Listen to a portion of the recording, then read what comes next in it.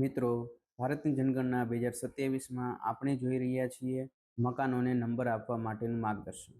એની અંદર અમુક ખાસ કિસ્સાઓની ચર્ચા કરી રહ્યા છીએ. એમાં આગળ આપણે જોઈએ, જો ઘરિયાદી બ્લોકમાં અથવા ઘરિયાદી બ્લોકના ભાગમાં મકાનો છૂટાછવાયા અથવા સમૂહમાં સ્થિત હોય, અથવા ખેતરો, ગામ અથવા ઘરિયાદી બ્લોકની સીમાઓ, રેલવે ટ્રેક અથવા નદી, નહેર, નાળાની બાજુમાં અલગ ભાગમાં સ્થિત હોય તો શક્ય હોય ત્યાં સુધી ઉત્તર પશ્ચિમથી શરૂ કરીને દક્ષિણ પૂર્વ સુધી એક સમાન રીતે આપણે ક્રમ આપવો જોઈએ.